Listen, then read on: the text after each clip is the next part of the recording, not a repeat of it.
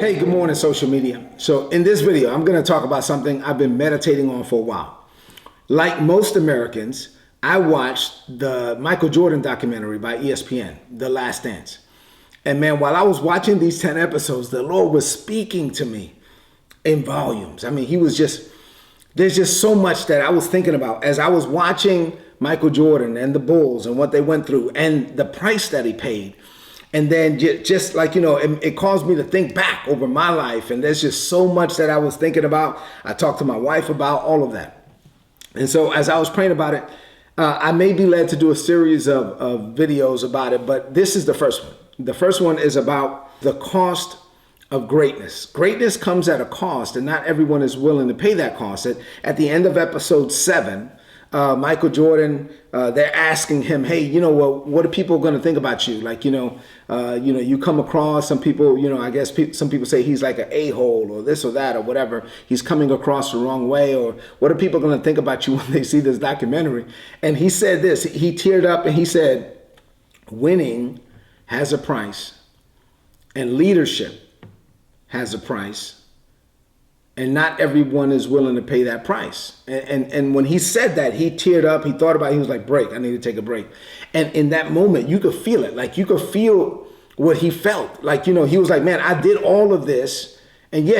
I mean, it is what it is. He was like, I am who I am. This came at a personal cost. For me to do what I did, it cost me something. And I'm telling you that if you want to be great at whatever it is that you're called to do, like your personal level of greatness, the best version of yourself, if you want to be that, it is going to cost you something. I just talked about the other day in a video, the high cost of a free gift. God calls you, and he calls you by grace, and grace is unearned. It is unmerited. It is often undeserved. And so the call on your life is free. But if you want to become the man or the woman that God has called you to be, destined you to be, designed for you to be, no, it is going to cost you something. What is it going to cost me, Rick? It is going to cost you everything. It will cost you everything to become who it is that God has called you to be. Greatness has a cost to it. You have to find your motivation. Whatever it is that you need to be motivated, you have to find it, because you have to have this internal, for you to become great at anything, you have to have an internal drive. You have to get up out of the bed when nobody's telling you to get up. You have to pursue this thing when no one else is around. You have to be in the books or studying or working out, whatever it is that you're doing that is required for personal greatness in whatever lane that you're called to. You have to have the motivation and the desire and the passion to do it yourself. Nobody else can do it for you. You have to do it. You have to be self-driven and self-motivated. And of course, I know it's the grace of God, but I'm just saying you have to want it. For me, the motivation came in this statement. I'm about to share something with you. And then listen, this is something that, I heard it as a kid, but I'm still hearing it. I'm 47 years old and I still hear this statement as a kid. So what happened was I'm the first of my family born in the United States. So I'm the first of my whole family to be born as a U.S. citizen. And so growing up, I didn't know, I didn't have a pattern. I didn't have an example of what it was like to be American, right? So I knew I had older uncles and, my mom, and I saw other, friends of the family, that type of thing. And they were working hard as immigrants in this country. And I knew how to work hard. I could see that pattern, right? But they were not American. So I was the first of the group of Americans. And so because I didn't have that pattern, I wasn't sure what I was going to do. But this is what motivated me back then and still motivates me today. So they would say to me as a kid, they would say, Lenin, they called me Lenin as a kid. Lenin, mira, tú tienes que hacer algo. Lenin, tú tienes que hacer algo. What that means in Spanish is you have to do something. They would say to me, hey, listen, you have to do something. You have to do something. Why? Why were they saying that? They were saying, and then this was their justification for the statement. They were saying, well, you were born in this country. You have a blue passport, meaning I'm a U.S. citizen, and you know English. That's it. Like, those are the qualifications. You were born here, you have a blue passport, so you're a U.S. citizen, and you know English. Therefore, you have to do something. They would say to me, you can't be like us. Like, you can't work a factory job. You can't work in a bodega. Now, I was working, of course, in a bodega and stuff like that since I've been working since I was 13. But they were saying, like, not for life. Like, that you have to do something else. Like, you have to do something. Like, you're an American. You know English. And I know that this may sound foolish to Americans. This may sound foolish to people who obviously don't think like that. But I'm saying for immigrants, like, I'm the son of immigrants, and they would say, my family would say, man, you have a head start. You know English, and you were born here. You're a U.S. citizen. You're in the land of opportunities. You can do anything. You have to do something. And let me tell you, so growing up on welfare, food stamps, government cheese, going to the store. My mom would send me to the store with food stamps, and I'm buying stuff with food stamps. So in one sense, I was like, man, I know this is not right. Obviously, I know that, we're not well off. I know that this isn't the best opportunity, but watch the context. But then I also saw my mother storing up pennies. So she had this big jar, and she would save up all these pennies. Whenever we had change, nickels and pennies, she would drop them in this big jar.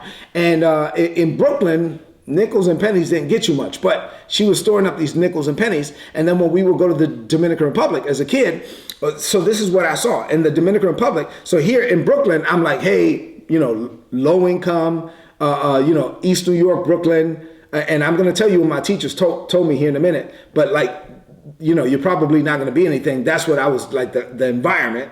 And then I would go to the Dominican Republic. And when I get there, they're like, oh my God. They would be like, primo, whoa, dude, you're rich. You live in New York. You guys are amazing. And they had no idea what it was like growing up in East New York, Brooklyn. And let me just say this about East New York, Brooklyn, and then I'll continue the story. For those of you that don't know, there's this documentary on Showtime called The 7-5. There's a documentary on Showtime called The 7-5. You should watch it. It starts off by saying that in the late 70s and early 80s, New York City was the murder capital of the United States. And within New York City, there was a murder capital, like the murder capital of the murder capital.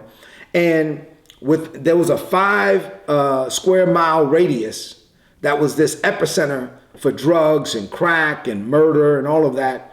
And that radius was patrolled by the 75th precinct. And it says, okay, now this is the story of the 7-5, the 75th precinct. The 75th precinct patrolled East New York, Brooklyn. That's where I grew up. So I grew up in the epicenter. Crack grew up around me. Like, I saw people like living like zombies around me because of crack. So I grew up with murder all around me. I've seen people killed and stabbed, and I've had guns to my head, all kind of stuff. So I grew up there. So that's that environment. Then I go to the Dominican Republic, and they're like, wow, dude, you're rich. You're amazing. You live in New York. Look at all of this. And so there was this weird dichotomy. And so my family was like, yo, you are not Dominican. You're American, right? So I was too American to be Dominican. And then when I'm around Americans, they're like, nah, dude, you're Dominican. And so now I'm too Dominican to be American. And it's like I didn't fit in. I was like, I don't know what to do. We would go to the Dominican Republic. And then I remember my mother took these pennies and she would say, hey, to all these kids, hey, on Sunday afternoon, we're going to do the pennies. And I'm like, well, what is it? She said, oh, you never seen me do this? I said, no. And so all these kids from the campo where my grandmother's from, Locoroso. And so all these kids would come and they would stand on my grandmother's like lawn, and then my mother would take all these pennies and throw them up in the air, and then I saw these kids fighting over the pennies. And then I also saw my family members asking for my clothes. Like, we would come to the Dominican Republic with all these clothes, and then when we left with empty suitcases. And so it was weird, this dichotomy of, in Brooklyn, we're poor, and we got food stamps, and we're, I'm a son of immigrants, and we're trying to make it, and I'm growing up in a broken home, and my parents got divorced when I was 3, and so I have my mother's a single mother in East New York, Brooklyn, trying to make ends meet. I'm surrounded by violence, all of this stuff. I'm told that I'm too Dominican to be American, but my family is telling me you have to do something. And I was like, what is it that I have to do? And then I go to the Dominican Republic, I see this other dichotomy. My point is, you have to find your motivation. For me, that was it. In school, it was weird. I don't know why they did this, but in school, in elementary school, I had teachers that would say to us as little kids, they would say, hey, listen, you guys are young Black and Hispanic children in East New York, Brooklyn. X amount of you are not going to be alive when you're 18. Like there's a certain percentage of you that are not going to make it to the age of 18. And then a certain percentage of you, those that are alive, are going to be in jail. Right? I don't know why they told us that, but they did. I'm telling you. So what you tell your kids is really important. My mother was telling me, you have to do something, right? You're in this country, you can do anything. But the world was telling me something else. And I'm like, my God, what am I going to do? I remember sitting on a stoop on many Saturday mornings, sitting on a stoop in the front of an abandoned building in East New York, Brooklyn, thinking, what am I going to do with my life? And I just hope that I'm still alive when I'm 18. Fast forward, I turned 18 in basic training. On the day I turned 18 in basic training, I didn't tell anybody it was my birthday because obviously I didn't want them to dog me out. But I remember getting up that morning. I'm 18 years old. I'm in Fort Jackson, South Carolina. Nobody knows it's my birthday. And I went to the bathroom and I just sat there. I closed the stall. I sat there. I could remember it. Even talking about it right now, I feel it. I remember it. I sat there. And I cried. I cried because I felt like I made it. I was like, I'm 18 years old and I'm still alive and I'm not in jail. And I hadn't accomplished anything yet. I mean, I had not accomplished anything, right? But for me, the accomplishment was you're alive. You're not in jail. You're 18. You made it.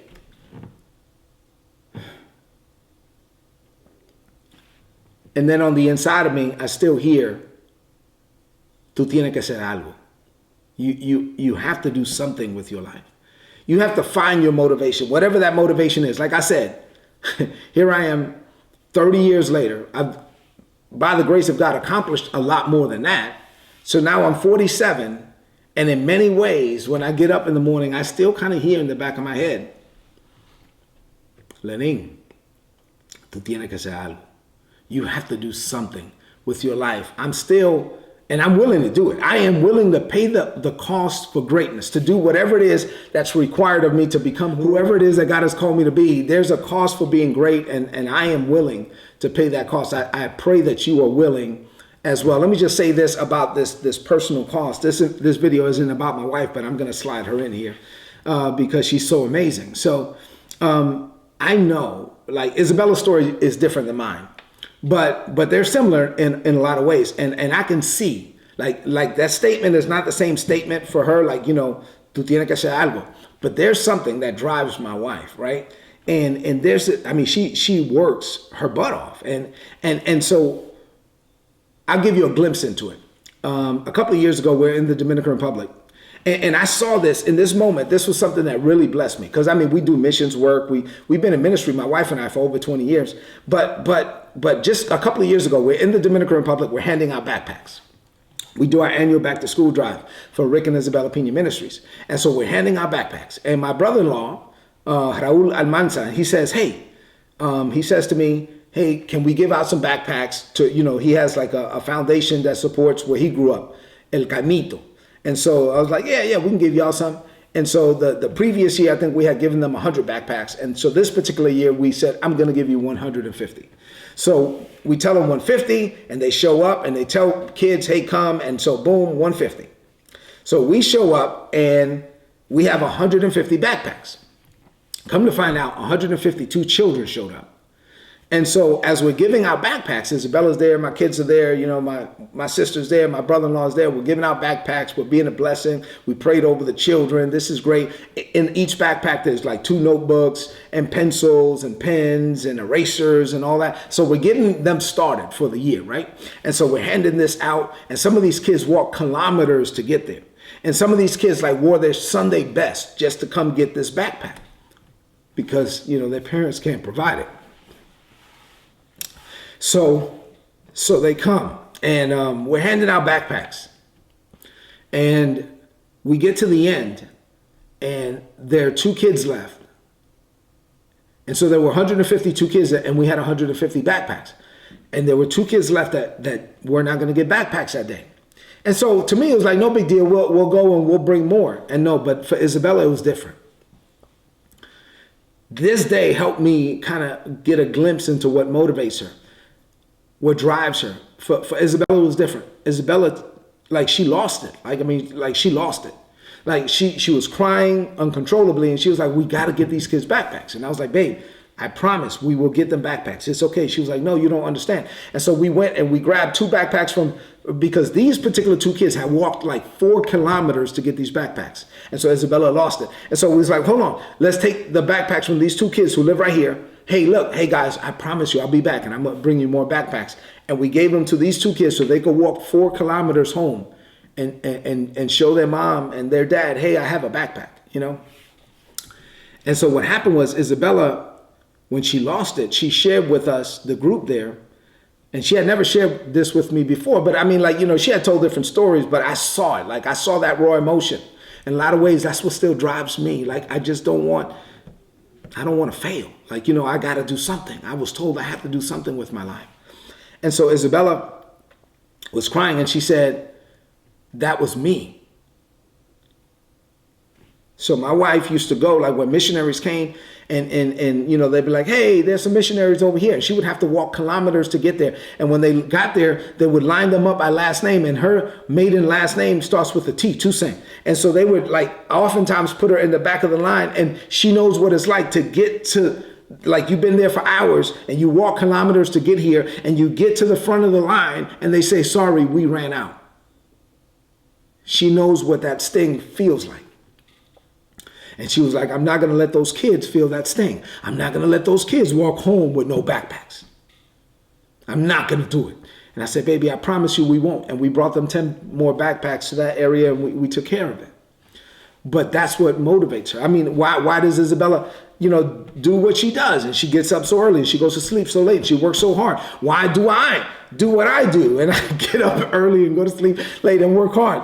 Because you have to find whatever drives you. For Michael Jordan, it was the fact that he was kicked off the varsity team in high school. He was kicked off the varsity team in high school, and that drove him nuts. And he went home and he cried, and his father held him, and his father said, well, son, you have to work harder. And that whole summer he worked his butt off playing basketball. And when he came back, the rest is history. The rest is history. He worked so hard. You know what motivated him? What motivated him was being kicked off the varsity team in high school. You have to find whatever it is that motivates you. For Isabella, maybe it was, she came to this country when she was 20 years old. She came. So I was born in this country as a child of immigrants. She is an immigrant, right? So she came to this country when she was 20 years old. She knows what it's like to have no shoes on her feet. She knows what it's like to have no food to eat. She knows what it's like. She grew up with no running water, no electricity. So I experienced that when I went to the Dominican Republic and I spent time with my family, but she grew up that way. And so she has this thing that motivates her. I have this thing that motivates me. Michael Jordan had this thing that motivates him. You have to find whatever it is that's going to drive you, because there is a cost to being great. And if you really want to be great, you have to be driven and you have to be willing to pay that cost. The last thing I'll talk about today is 1 degree more.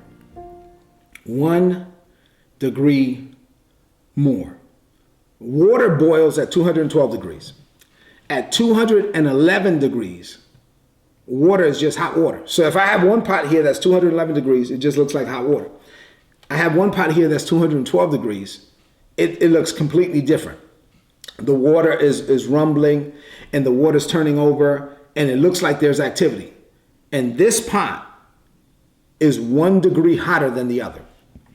I'm saying you have to be dedicated to doing at least 1 degree more than everyone else, at least 1 degree more. And so this is what motivated me. I just wanted to be better than someone else. Like I had to do 1 degree more than someone else around me, right? I couldn't be at the bottom. And let's say there's a pyramid. There's a lot of people down here at the bottom, very few people at the top. If you start off at the bottom, like we all start off at the bottom, you start off at the bottom down there, you just have to try to do 1 degree more than the people around you. And if you do that, you're going to bubble up and people will notice you. And then they'll be like, oh, snap. Okay, well, you get noticed, and then you'll get, you'll move up and you'll get promoted. But when you come up to that level, now there's less people. And now when you get there, you have to do 1 degree more than the people that are there. And then you move up, and now you get to that level, but at that level, there's less people. So it gets harder. And now, and so you got people that are driven and motivated when they get to that level too. But watch this, you still have to be motivated to do 1 degree more. And you do that. And you keep going until the point that maybe you make it to the top. I'm telling you, this is how I have lived my life. For Michael Jordan, he was willing to do 1 degree more than everybody else. He was willing to work hard. As part of the documentary, one of the things that blessed me was when he got to college, he went to the University of North Carolina, and he was there with James Worthy. And James Worthy was obviously an upperclassman when Michael Jordan was a freshman. And James Worthy tells the story that they go to practice, and they practice for 2 hours, and they're exhausted at the end of practice, and they're sweating, and everybody's about to leave. And Michael Jordan says to James Worthy, no, it's me and you one-on-one, let's go. And James Worthy was like, man, this kid is motivated. Like, this kid is crazy. And so they went out and they kept going, and Michael Jordan would just keep going. Matter of fact, one of the things that really blessed me was Michael Jordan said he never lost a game. He just ran out of time. So his point was like, I like to say all the time that if it doesn't look like you're winning, it's obviously because the battle is not over. And so the only way you can lose is if you quit. Michael Jordan said, I've never lost a game. I just ran out of time. If I kept going, if I had more time, I know I would come out on top. And so that's the motivation that he had, to do 1 degree more, to keep going. And so James Worthy said this in the documentary. He said, I was better than Michael Jordan at UNC. He said, I was better than Michael Jordan. And then there's a pause. He said, for about 2 weeks. And then he laughed. He said, this kid is crazy. I mean, this kid, his work ethic was ridiculous. I'm telling you, one of the things that I do appreciate being a son of immigrants is the work ethic. I mean, what I saw growing up, my single parent mother or my uncles or my family members, what I saw was work. I mean, like, I have no problem working. When I was 13 years old and I got my first job working for my uncle in a bodega for the summer. And so at 13 years old, when other kids are doing other things, like I have a 13-year-old son now, he's not, thankfully he can do cool stuff for the summer. I never got to do that, right? I mean, we were not in a financial position to do that. So at 13 years old, I wanted to work. I wanted to help my mother. I wanted my mother not to have to buy my sneakers, not to have to buy my clothes. I got 1 pair of sneakers every year until I was 13. Once I started working, I bought my own stuff. But anyway, I get this job with my uncle, and this was 6 days a week, 7 days a week was the norm in my family. Like working I didn't know anybody growing up. Listen, look at me for a minute. Growing up, I did not know one person that worked 5 days a week. Yeah, I didn't. Like, I mean, of course, teachers and stuff like that. But I mean, like in my family, a Dominican, like nobody that I knew worked 5 days a week. 5 days a week, that's like a 9 to 5. That's like a sham job. Like everybody I knew worked crazy hours, and that was the norm. I mean, that was the standard. I didn't know it was a lot. It was what I knew. At 13 years old, I started working in a corner store on Fountain and Belmont in East New York, Brooklyn, my uncle's store. And I worked 12 hours a day, 7 a.m. to 7 p.m., 6 days a week. I got Sundays off, thankfully. But I worked 72 hours a week for $150 a week when I was 13 years old. $150 off the books, by the way. But 72 hours a week when I was 13 years old, and that was the norm. That was the norm. So working hard was never my issue. Listen, God didn't make me 6'5", right? I wasn't gifted with all these natural abilities. I can't run that fast. I can't jump that high. I'm not an athlete per se. I played sports growing up, but yeah, I was never really like a super athlete. But you know what? I'm not the smartest. Growing up and matriculating through the military, I always knew I was not the smartest, not the strongest, not the fastest. But you know what? I knew nobody could outwork me though. So I've heard it said that your purpose or grace is God's gift to you. Like, the grace for your assignment is God's gift to you, but then your effort is your gift back to him. And so nobody can stop you from effort. Like they can regulate a lot of other stuff, but they can't regulate effort. Like effort is you. Effort is what you're going to put into it. Working your butt off is part of the process. If you want to be great, you have to work. You have to work for it. You have to go after it. And I remember being in Germany in 1991, and I was a private, E2. And I'm like at the lowest of the low as a private, E2.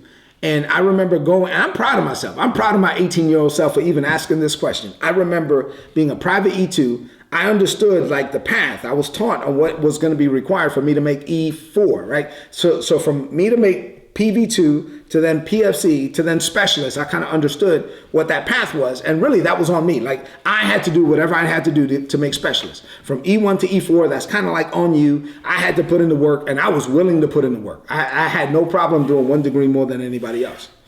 But then I also knew that I didn't know anything about E5 and E6. And for me to be a sergeant or a staff sergeant, that was completely different. That was something else. And I knew that it required something to do with a board and points and that kind of thing. So as an E2, I walked over on Kleber Kaserne in Kaiserslautern, Germany, 18 years old. I walked over to this education center. And the Ed Center was like 2 buildings away from my building.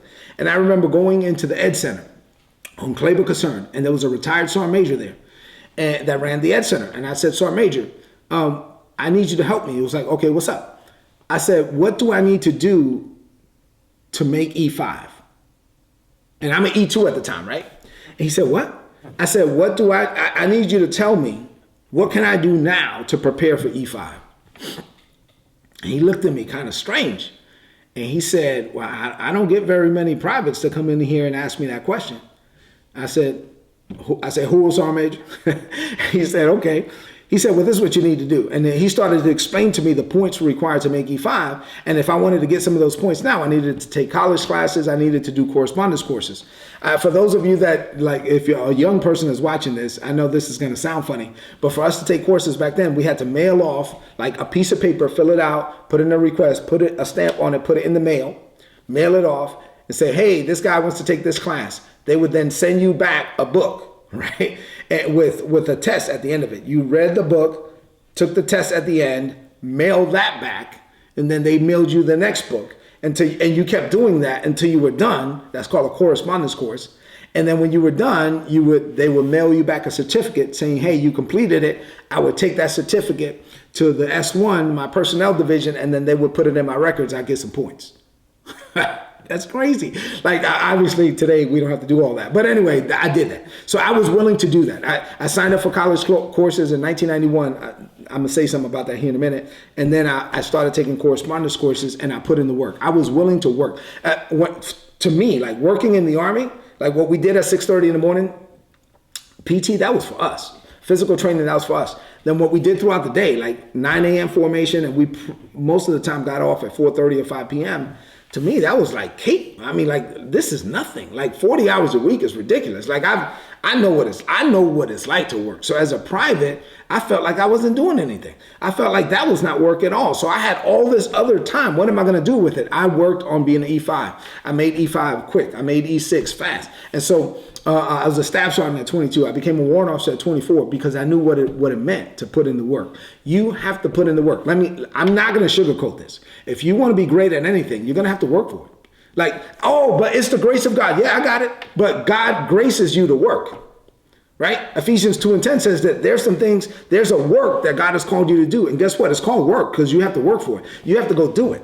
The grace of God does not, you can't work for grace. But watch this. You have to work by grace. The grace of God is on you to work, and you have to work. You have to go get it. You are going to have to work. Let me give you an example of this, and then I'll be done with my rambling. I trust that this video is being a blessing to you somehow. I believe that it is. Let me just say this as an example of that.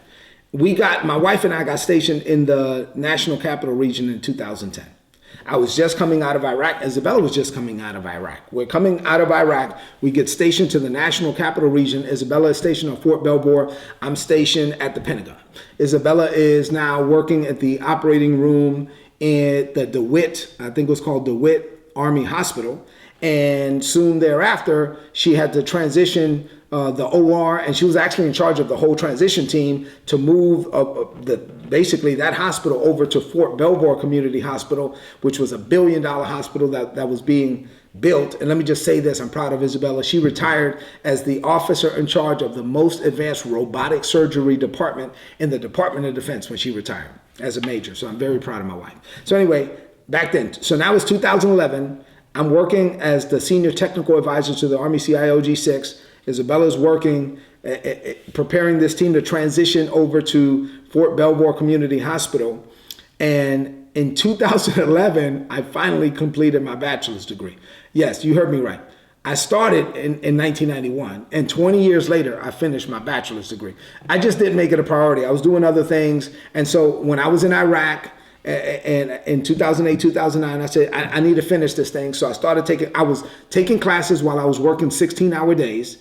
And then I got to the Pentagon. I was close. And so I'm in the Pentagon, working for a 3-star, a 2-star, reported to a 2-star, worked for a 3-star. And I still needed to get my degree, and I got it. And I got it in 2011. And when I finished my degree in 2011, Isabella and I both decided to get our master's degree. She already had a degree. Let's get our master's degrees. And so from 2011 to 2013, for 2 years, we worked our butt off again, like on another level, right? So then we were like, she can work good at night. So she stayed up to 1, 2 o'clock in the morning, sometimes 3 o'clock in the morning doing papers. I'm a morning person, so I would get up at 3 o'clock in the morning, sometimes 2 o'clock in the morning to do papers. And so she's doing her work, I'm doing my work. So, and we have kids in school at the time. And she's working at Fort Belvoir, and I'm working in the Pentagon. And I'm still doing today's work, by the way. I'll mention that here in a minute. So we're working. I mean, like, if you want to be whoever it is that God has called you to be, it's going to require work. I cannot sugarcoat this. You have to work your butt off. You have to be willing to put in the work required. Michael Jordan did crazy stuff. He was like obsessed. It was like to the level like maniacal kind of work, like obsessive kind of work. You would say excessive kind of work. But that was the cost to being Michael Jordan. He was willing to pay that cost. He was willing to pay the price. I'm saying, so if it meant me getting up at 2 o'clock in the morning to do papers before I did today's word, before I then went to work, then that's what it cost. If it meant Isabella working all day and taking care of the kids and cooking and and maybe going to Bible study and then coming back and then working on her college work to 2 o'clock in the morning and then get up in the morning and start all over again, then that's what it took. We were willing to pay the price. Listen, if you want to be great at anything, you are going to have to pay for it. There is a cost associated to this thing. You have to pay the price of admission for greatness. And that comes in a 4-letter word. And the 4-letter word is WORK. You have to be willing to put in the work. Let me just say this last thing is about today's word. So throughout all this stuff, God told me in December of 1997 to put his word in people's email inbox every day, Monday through Friday. So throughout like Bosnia and Kuwait and Korea and Iraq and the Pentagon and wherever I was, it didn't matter. It didn't matter if I was working 16-hour days. It didn't matter if I had to be at work at 6 o'clock in the morning. It didn't matter if I was working for a 4-star general and we had a 5 a.m. flight. It didn't matter. If it meant I had to get up at 2 o'clock in the morning or 1 o'clock in the morning, I had to do today's word. My pledge to the Lord was throughout everything I just said, I spent normally about 2 hours getting a word from God, typing it up, sending it out, posting it, all this stuff. It's called Today's Word with Rick Pina. God told me to do it, so I did it, and I give him the tithe. I give him the first of my day, every day, Monday through Friday, and I have been for 23 years. So I would put in work for God before I ever did work for anybody else. It didn't matter if I had college classes. It didn't matter if I was working in the Pentagon. It didn't matter. It didn't matter. Bottom line is, I never made any excuses. Don't make excuses. I could have made excuses, but I just never did. If you give yourself the license to make an excuse, you're going to make an excuse. Don't give yourself the option. You have to do it. You have to do whatever you have to do so that someday you can do what you want to do. I put in the work. You have to put in the work required to be who it is that God has called you to be. Michael Jordan did it on a crazy level. That made him Michael Jordan. I'm super proud of my wife. I still see what she's doing every day with Inspired Solutions. She's the CEO of Inspired Solutions, and she's putting in the work.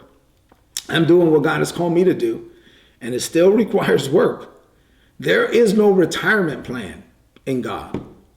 Yeah, we retired from the army, but we're not retired. We're not retired from God. We're not retired from our purpose. We can't ever stop being who God called us to be. I don't want to die because I'm old. I don't want to die because I'm sick. I just want to die when I'm done. I want to be able to get to heaven and say, God, I did it. Like I made the most of the life that you gave me. I didn't waste it. I want to be able to say to God, your grace towards me was not in vain. I hope that you live with the same attitude. I hope that you're willing to pay the price of admission for greatness. It is going to require everything you got. Going back to the high cost of the free gift. Everything God calls you to do is free, but it comes at a high cost. What is that cost, Rick? It will cost you everything.